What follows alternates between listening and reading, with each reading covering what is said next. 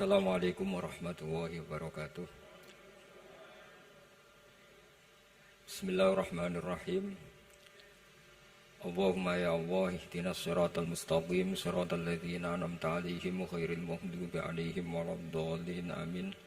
Allahumma shalli wa sallim ala habibika Mustafaka Muhammad wa ala alihi wa sahbihi wa barik wa sallim ajmain. Amma ba'du.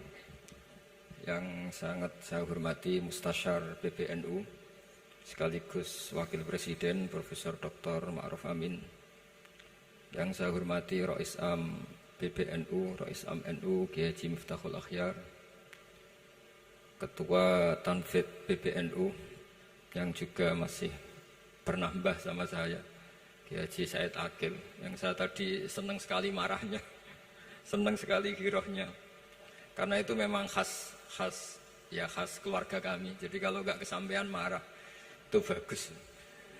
Jadi di antara sifatnya para nabi itu wayakhdufulillah, kalau agama nggak dapat apa tadi jatah ya, nggak tahu saya maknanya itu. Jadi wayakhdufulillah wayardoliridho. Semua yang saya hormati, ini ada Ibu Menteri Ibu Ida Fauzia, ada Gubernur Jatim Ibu Khofifah, yang sangat saya hormati keluarga besar Mbak Wahab Hasbullah. Di sini secara berurutan ada Nyai Mutmainnah, ada Nyai Mahfuzah, ada Nyai Hizbiyah, ada Nyai Mujidah. Yang sangat saya hormati Kiai Haji Hasib, Kiai Haji Rokib, semua yang saya hormati para santri, para alumni. Alhamdulillah tadi acaranya banyak sekali, jadi saya nanti ngaji insya Allah 15 menit. Karena menurut saya solusi bangsa ini itu mudah sekali kalau mau niru Mbah Wahab. Saya kemarin ditilihi Gus Hasib, saya tidak bilang bertamu, karena kalau tamu itu seakan-akan saya yang jadi tujuan, tapi niliilah karena beliau orang sepuh.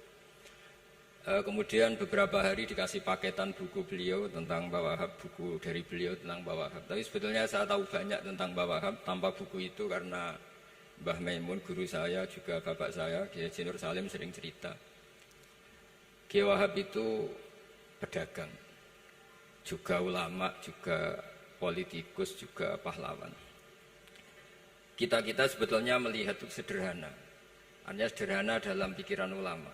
Jadi pernah suatu ketika Sayyidina Ali itu marah besar ketika melihat umat Islam itu pasif itu udah aktif, sehingga beliau marah besar. Di antara kalimatnya itu, karena ini tengah-tengah kalimat langsung pakai fa'ataf atau fa'tafrek atau apa sajalah, nanti terserah santri-santri yang ngi'rab. Fakubhan lakum hina sirtum gharadun yurma. Jadi umat ini akan buruk sekali ketika posisinya itu objek yang jadi sasaran tembak atau sasaran perasan pihak lain. Ketika misalnya haji itu bagus prospek, nanti ujung-ujungnya yang bikin sajadah kadang orang sana, mau bilang kubu sebelah, nanti sensitif secara politik. Nanti ketika umat Islam punya kebutuhan pakaian ihram besar, juga yang produk kadang orang lain. Begitu seterusnya, sehingga setiap kebutuhan kita pun yang produk itu orang lain. Sehingga Mbah Wahab berpikiran sampai impor mori, pas itu kain putih. Begitu juga traveling, ketika umat Islam butuh mudah pergi ke Mekah untuk haji dan umrah, juga bironya itu kadang orang lain. Zaman itu Hindia Belanda, sehingga beliau dulu sudah mendirikan semacam biro haji.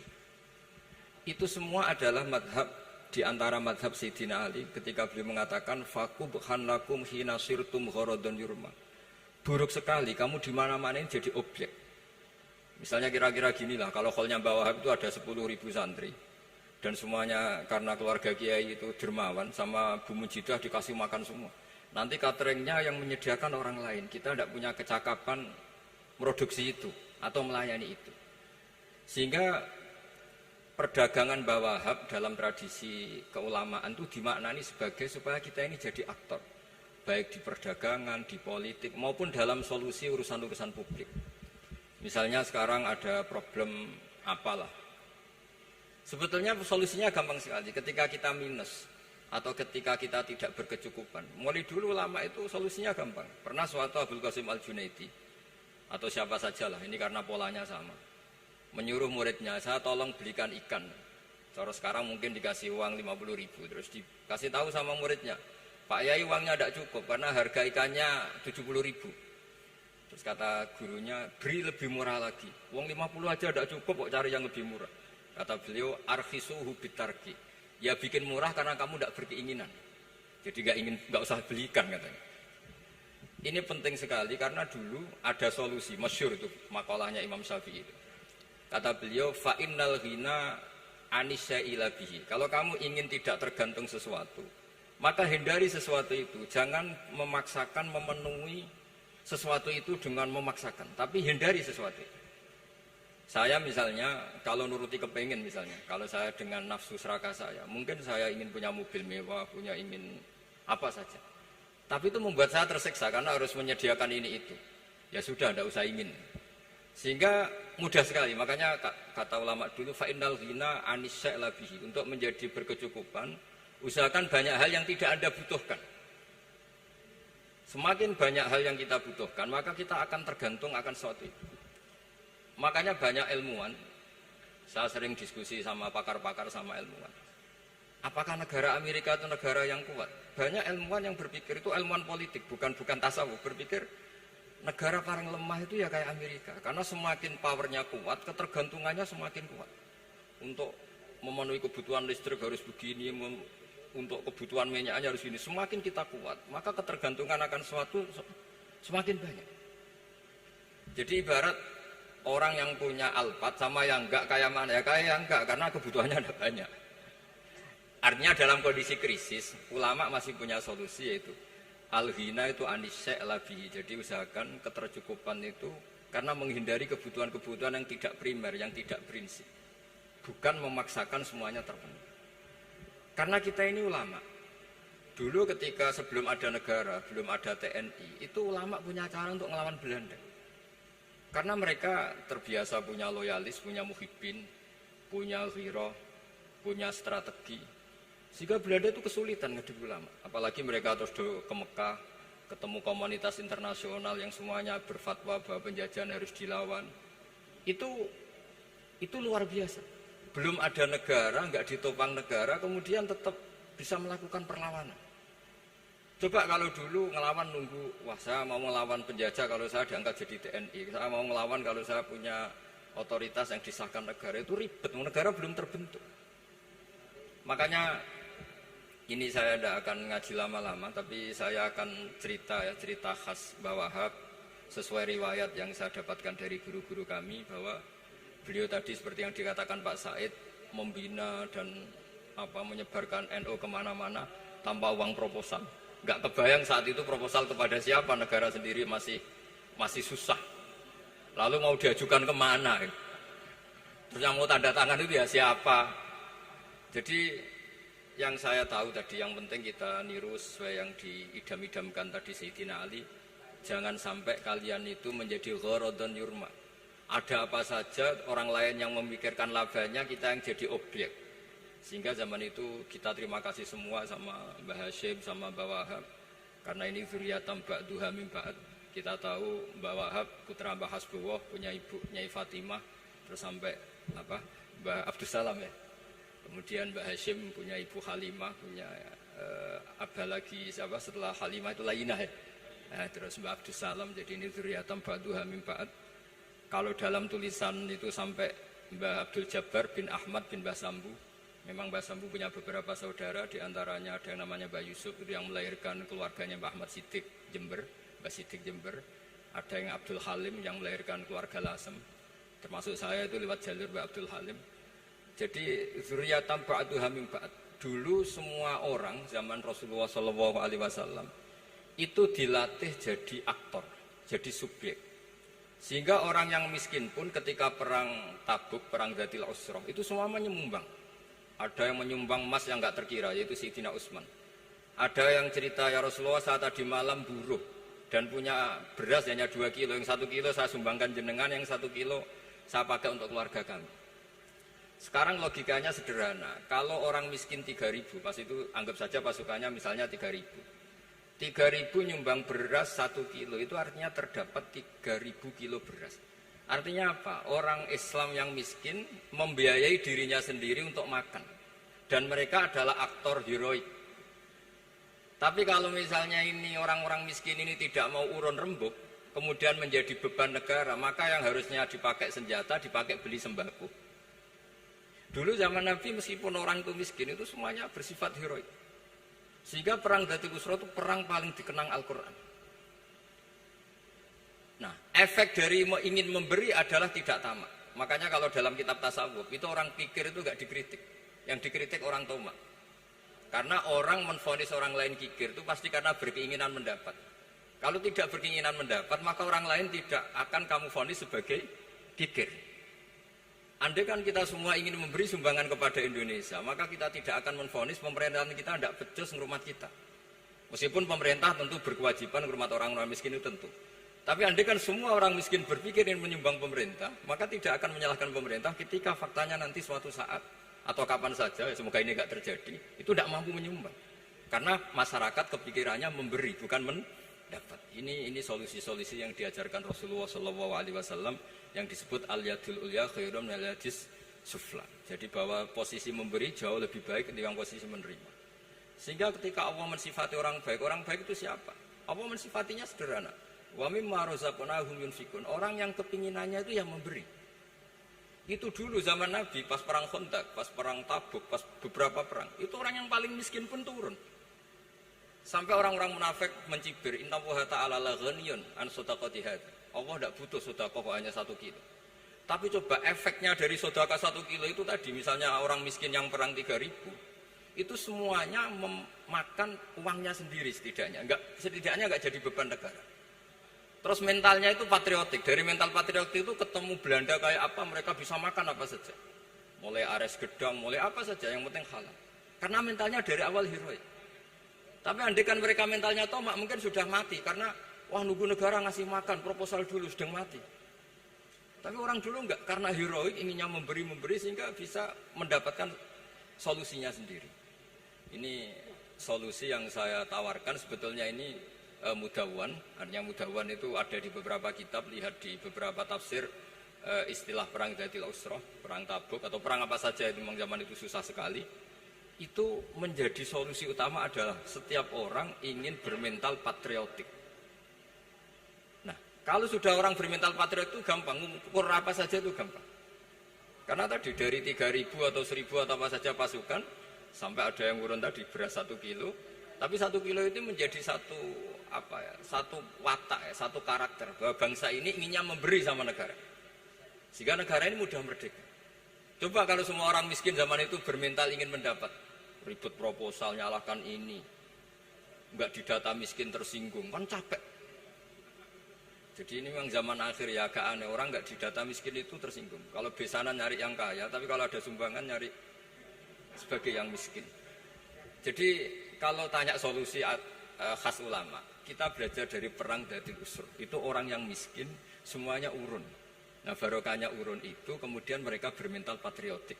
Barokahnya patriotik, yang kaya, yang miskin, yang pinter semuanya berkontribusi untuk menyumbang negara. Akhirnya negara ini bisa merdeka sebelum terbentuk TNI, sebelum terbentuk Polri. Karena tadi keinginan memberi, keinginan patriotik. Sehingga cerita buyut-buyut saya ketika Belanda atau apa Jepang, itu yang dicari di geladak saya itu ya kitab. Karena kitab ini dianggap sumber inspirasi mereka melawan Belanda. Dulu kita tahu masyarakat kita itu kalau ngerti Belanda itu dipanggil Doro, wis penjajah jadi diundang Doro. Itu kan terlalu dulu. Sehingga orang Arab itu kadang agak dengan tanda kutip mencibir kita. Kalau bahasakan negara jajahan itu mustakmarin. Negara yang perlu rame karena cara berpikir masih terbelakang. Wong penjajah kok dipanggil Doro. Terus ketika beberapa kiai melihat Belanda baik karena di alun-alun dikasih masjid gini-gini, sudah tidak berotak karena anggap Hindia Belanda itu baik. Baru ketika era beberapa ulama, ada Mbah Hashim, ada Mbah Hasbuh, tadi kata beliau Dwi Tunggal tadi. Terus ada fatwa resolusi jihad. Sehingga mereka baru sadar bahwa Belanda itu ancaman. Kayak apa pentingnya ilmu, kayak apa pentingnya fikih. Karena di fikih jelas, jihad untuk melawan penjajah itu fardu kifayah. Tapi jika musuh kadung ada di kita, maka itu fardu ain. Tidak lagi ada prasyarat harus lelaki, harus merdeka, enggak, perempuan pun harus terlibat. Sehingga kita punya pahlawan kayak Cut Nyadin, beberapa daerah Kartini. Itu ada di khazanah kitab-kitab fikih kita. Jadi kita tidak pernah kehilangan khazanah untuk menjawab muskilatus zaman, untuk menjawab problem-problem zaman. Tapi yang penting kita selalu ngaji, selalu belajar. Saya adalah orang yang sebetulnya tidak pernah ingin terkenal karena saya itu suka belajar. Cuma saya bikin pengecualian, mau diundang kalau pernah sepuh. Ternyata yang pernah sepuh itu banyak. Ini agak musibah bagi saya karena harusnya kiai itu ya dihormati, tapi gara-gara kalah sepuh digawe kongkonan. Saya ini kemana-mana digawe kongkonan. Jadi gayanya nasihati, tapi aslinya diperintah. Jadi tidak ada kerennya sama sekali. Saya di mana-mana posisinya al-ma'mur, diperintah. Tapi saya senang karena ilmu itu butuh konsensus. Andai kan saya tidak pernah ngaji di depan Mbah Mun, di depan bapak, di depan guru-guru, maka mungkin saya tidak pede atas bacaan yang saya baca. Karena saya tidak tahu ini benar apa enggak. Jika masyhur dalam guyonan santri, ada orang tidak baca-baca kitab, cari kamus sampai mati tidak ketemu. Karena dia bacanya lam tardiman. Wah itu cari di kamus sampai mati tidak akan ketemu. Bareng tanya gurunya, ini apa Pak Yai? Oh itu lam tarodaman. Lam tarodaman itu karena marjiknya mar'ah, orang ningali sapa mar'ah, daman ing getih. Dia bacanya jadi satu lam tardiman. Dicari di kamus ya, sampai mati tidak akan ketemu. Makanya di guyonan-guyonan pesantren itu banyak katanya ada cerita orang mati karena satu titik. Jadi gurunya baca habbatun sauda dawaun min kulli da. Jadi dia kitabnya kelebihan apa? Titik.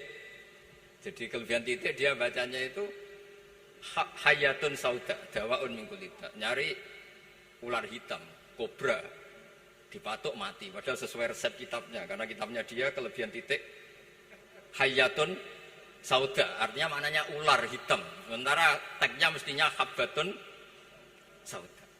Jadi kenaifan-kenaifan begini itu harus kita dandani, karena yang bisa, kata Pak Said tadi, yang bisa itu kita cari kebenaran dari mana. Kita itu ya pokoknya ulama lah, tidak harus NU, tidak harus Muhammadiyah, pokoknya ulama yang wasatiyah. Itu nanti terus gimana yang wasatiyah itu kayak apa, tapi jelas ulama. Karena dulu zaman, kalau kita fair secara sejarah, dulu ya Mbah Wahab ya dekat Mas Mansur, dulu Mbah Hashim ngaji sama Mbah Ahmad Dahlan, sama-sama di Mbah Soleh Darat, ketika di Mekah ya sama-sama ngaji di Syekh Khotim Minangkabau. Jadi kalau era beliau itu ya memang dulu perbedaan itu nggak ada masalah, karena perbedaan itu bawaan visi ya. Saya belajar usul fikih di antara yang diceritakan di buku-buku Mbah Wahab, beliau itu ahli usul fikih. Sementara Ki Bisri itu suka fikih mateng. Sehingga memang ada perbedaan antara fikih mateng dan usul fikih. Saya beri satu contoh. Ini guyonan tapi nanti di usul fikih nanti kelihatan.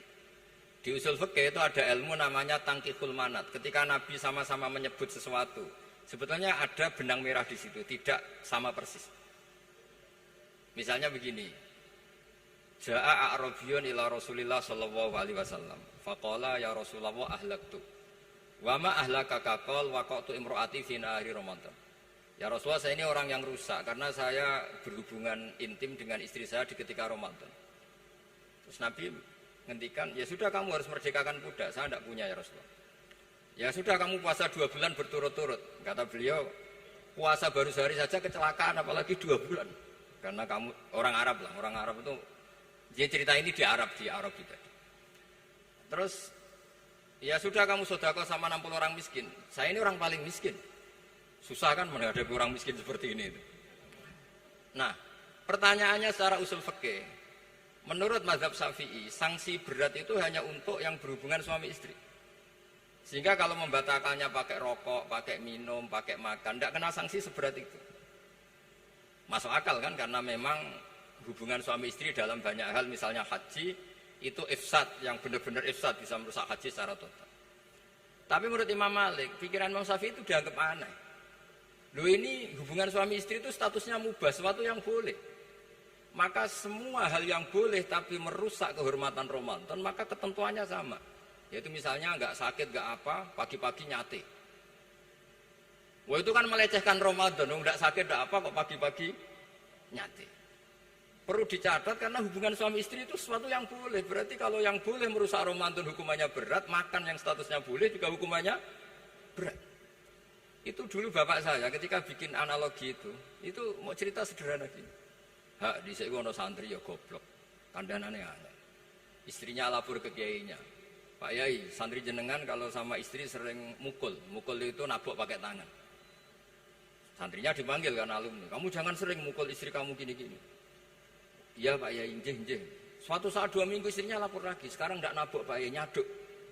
Karena yang dilarang hanya nabok. Dipanggil kiai, lo kamu katanya masih sering nyaduk istri kamu. Yang dilarang kan mukul, sekarang nyaduk. Kapan-kapan meludahi. Nah, artinya di usul fikih dijelaskan bahwa makna haramnya naboi adalah hurmatul idza, haramnya menyakiti. Maka nyaduk sama, meludahi sama, menerlantarkan sama. Itu dulu bahwa ahlinya bikin usul fikih seperti itu. Sehingga misalnya amar ma'ruf nahi mungkar ketika beliau ditanya, apakah perlu ikut kabinet gotong royong? Tapi di situ banyak kelompok yang mungkin itu tidak cocok. Pikirannya kayak apa harus ikut, justru ikut benahi dari dalam. Meskipun dari ikut itu bahwa Wahab nyun sewu yang ngalami fitnah yang macam-macam dituduh karena zaman itu nasakom. Tapi itu beliau santai saja. Tapi zaman itu memang itu sah karena zaman itu belum dibubarkan. Jadi yang dialami Wahab ini luar biasa. Semuanya harus jadi pelajaran bagi kita. Makanya jangan pernah meninggalkan ilmu yang bernama usul fikih. Karena fikih yang mateng itu cara basa Jawa ini akan kehilangan stok teks. Misalnya Nabi sedekah pakai kurma atau pakai apa makanan pokok. Itu hadisnya itu kurma, sama Imam Syafi'i digenti kutu ahli baladi, yaitu makanan pokok dari negara. Sehingga kita tidak bisa mentang-mentang Nabi sedekahnya pakai kurma terus kita orang miskin kita kasih kurma. Bisa linu tuh nih kalau makan kurma orang Indonesia itu.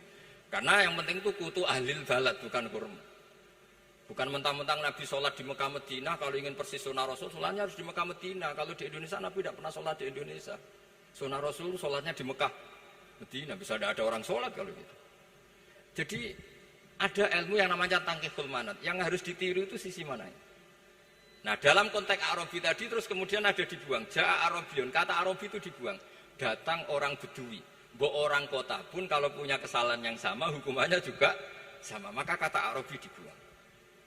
Nah, menurut Imam Malik, kata jima, hubungan suami istri juga dibuang, digenti membatalkan puasa dengan apa saja yang tanpa uzur syarat. Jadi ini kealiman-kealiman kiai-kiai Indonesia dulu itu. Misalnya kentong, dulu meskipun ada yang bilang bid'ah, kentong itu bid'ah karena mirip orang Nasrani. Orang Nasrani itu bentuk kentongnya di kelenteng itu tidak seperti kentong kita. Adat Indonesia kalau pos kampleng ada maling, ada banjir pakai kentong. Jadi adatnya memanggil tuh pakai kentong. Makanya kiai-kiai dulu, ini mirip orang Nasrani, enggak mirip pos kampleng katanya. Padahal jelas ya, menurut hadis sahih jelas ketika ada sahabat usul ya Rasulullah bikin kentong, wah jangan nakus itu nanti kayak Nasrani. Bikin bok itu trompet, jangan nanti mirip orang Yahudi. Ya dengan api ya Rasulullah, jangan nanti mirip Majusi. Datang sahabat tergesa-gesa, beliau mimpi kalau diajarin azan. Azan itu maknanya al-ilam, memberi maklumat waktu sholat. Akhirnya ada azan. Kemudian ulama Indonesia dulu Mbah Hashim sama Kiai Fakih Mas Kemambang, yang satu anti kentong, yang satu pro kentong. Itu dulu ya saling menghormati, nggak masalah. Karena fikih itu sekali khilaf itu mirip-mirip. Tadi Pak saya Takil nyinggung Palestina. Saya pernah ke Palestina. Itu banyak ulama Mesir yang mengharamkan orang datang ke Yerusalem, ke Masjid Aqsa. Karena mau tidak mau harus dapat visa Israel, berarti ngaku eksistensi Israel. Karena dianggap mengaku eksistensi Israel maka hukumnya haram. Tapi saya pernah ketemu Imam Masjid Aqsa. Beliau bilang begini, Pak Bahak, kalau orang Islam dari seluruh dunia tidak datang ke kami, maka eksistensi kami dianggap diabaikan oleh komunitas internasional. Dan itu dengan mudahnya Israel mencaplok kita. Sehingga separuh ulama Mesir juga mewajibkan yang mampu harus ke sana. Dengan cara itu Aqsa aman karena masih diperhatikan ulama atau komunitas internasional. Yang satu cara pandang ke sana berarti ngaku eksistensi Israel karena ada visa Israel. Yang satu bilang harus ke sana, dengan itu eksistensi Masjid Aqsa terjaga karena masih diperhatikan ulama atau komunitas Jadi di mana-mana khilaf itu ya seperti itu. Tapi alhamdulillah di kita itu khilaf itu biasa. Sehingga zaman kita mondok, saya itu pernah pengalaman buruk sekali saya ketika jadi Rois Musyawarah Fatul Mu'in. Itu ada pertanyaan gini Gus Hasib. Saya tanya gini sama orang. Gus, soft paling utama itu yang nomor berapa? Nomor 1 kata saya. Yang kedua, yang soft berikutnya, iya yang berikutnya. Kalau sudah tahu soft terbaik itu yang nomor 1, kenapa masjid gak dipakai memanjang selatan utara? Biar semuanya nomor 1. Selagi masjid itu memanjang barat timur, pasti ada soft 1, 2, 3. Itu kan kurang ajar betul. Jadi supaya orang soft 1 semua ya tinggal desain masjidnya, yaitu memanjang utara selatan. Selagi masih memanjang barat timur, pasti soft 2, 3. Terus saya kebalik tanya. Lalu setelah begitu yang paling afdol siapa? Yang sisi kanannya imam. Ya sudah, imamnya dipojokkan pol selatan, biar semuanya dari pol kanan. Nanti ada masalah lagi, yang paling afdol siapa? Yang paling dekat imam. Wis kono kerubuti imam kan gitu. Jadi kalau nuruti fikih itu ya memang ilmu logika. Sehingga banyak orang jadi wali itu dari hasil ijtihadnya. Ada orang jadi wali karena sering sholat di shaf awal. Tapi ada wali pesaingnya justru jadi wali karena kalau sholat di belakang. Tapi tetap wali. Suatu saat 2 wali ini ketemu. Loh, kamu kok wali padahal kalau sholat paling belakang. Saya tuh malu sama Allah. Kok kayak sok suci ya kok ngarep gitu. Jadi wali karena adab bukan karena malas loh.